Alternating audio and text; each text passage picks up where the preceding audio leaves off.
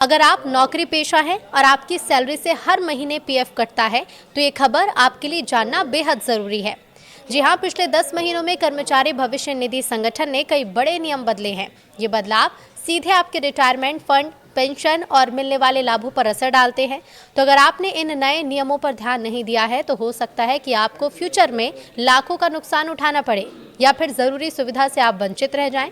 तो बिना देरी किए आइए आज हम आपको बताते हैं कि ईपीएफओ ने पिछले 10 महीने में कौन से बड़े बदलाव किए हैं जिन्हें जानना आपके लिए बहुत जरूरी है।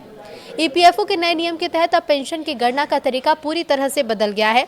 पहले पेंशन आपकी आखिरी सैलरी पर तय होती थी, लेकिन अब ये पिछले 60 महीनों की औसत सैलरी पर आधारित होगी। यानी कि अब आपकी पेंशन आपके पूरे कार्यकाल की इनकम के औसत पर तय होगी, जिससे आपको अधिक और स्थिर लाभ मिलेगा। उदाहरण के लिए, अगर किसी कर्मचारी की अंतिम सैलरी 50,000 रुपये है लेकिन औसत सैलरी 40,000 रुपये रही है, तो अब पेंशन उसी औसत के आधार पर तय होगी। ये नया नियम 1 सितंबर 2014 से प्रभावी है और इसे हाल ही में और पारदर्शी बनाया गया ताकि कर्मचारियों को उनके योगदान के अनुसार न्याय संगत पेंशन मिल सके। ईपीएफओ ने अपने लाखों सदस्यों को राहत देने के लिए एक और बड़ा कदम उठाया है। तो अगर अब आपको अपने भविष्य निधि यानी पीएफ से एडवांस की ज़रूरत है, चाहे वो घर बनाने में हो, बच्चों की शादी के लिए हो या पढ़ाई के लिए हो या फिर किसी भी मेडिकल इमरजेंसी के लिए, तो अब आपको लंबा इंतज़ार नहीं करना पड़ेगा। नए नियम के तहत ईपीएफओ ने ऑटो क्लेम सेटलमेंट सिस्टम शुरू किया है, यानी चुटकियों में पैसा सीधे आपके बैंक खाते में पहुंच जाएगा। असल में ये सुविधा पूरी तरह से डिजिटल है और पारदर्शिता के साथ बनाई गई है ताकि कर्मचारियों को फंड की ज़रूरत के समय तुरंत सहायता मिल सके। ईपीएफओ ने पीएफ निकासी के नियमों को और आसान बना दिया है। अब सदस्य कुछ खास परिस्थितियों में अपने खाते में जमा योग्य बैलेंस का 100% तक निकाल सकते हैं, जिसमें कर्मचारी और नियोक्ता दोनों का कंट्रीब्यूशन शामिल होगा।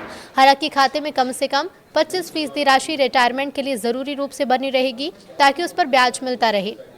ईपीएफओ ने कर्मचारियों को बड़ी राहत देते हुए पेंशन की अधिकतम सीमा को 7,500 रुपये से बढ़ाकर 15,000 रुपये तक प्रतिमाह कर दिया है किया जा सकता है। और अगर ये फैसला होता है तो इससे ज़्यादा सैलरी वाले कर्मचारियों को रिटायरमेंट के बाद दोगुनी पेंशन मिल सकेगी। बढ़ती महंगाई के दौर में एक कदम कर्मचारियों के लिए आर्थिक सुरक्षा की दिशा में अहम साबित हो सकता है। ईपीएफओ का उद्देश्य है कि हर कर्मचारी को रिटायरमेंट के बाद स्थिर आय का भरोसा मिले। अगर अचानक पैसों की जरूरत पड़ जाए तो अब पीएफ से पैसा निकालना पहले से कहीं ज़्यादा आसान हो जाएगा। ईपीएफओ ने अब ऑनलाइन क्लेम प्रक्रिया को इतना आसान बना दिया है कि आप कुछ ही मिनटों में अपने पीएफ अकाउंट से एडवांस राशि एटीएम से निकाल सकते हैं। इसके लिए बस आपका यूएएन एक्टिव, केवाईसी पूरी और बैंक अकाउंट लिंक होना जरूरी है। पीएफ से पैसा जनवरी से निकाल सकेंगे। आमतौर पर आम लोगों के लिए नौकरी बदलने पर सबसे बड़ा सरदर्द होता है पुराने पीएफ अकाउंट को नए में ट्रांसफर करवाना। अब आपको इससे मुक्ति मिल जाएगी क्योंकि ईपीएफओ ने ऑटो ट्रांसफर की सुविधा को और मजबूत कर दिया है। यानी अगर आप किसी भी नई कंपनी को ज्वाइन करेंगे तो आपका यूएएन वहां लिंक होगा। आपका पुराना पीएफ बैलेंस और उसकी डिटेल्स अपने आप आपके नए पीएफ अकाउंट में ट्रांसफर हो जाएगी। इस सुविधा से आपको पूरा ब्याज भी मिलता रहेगा।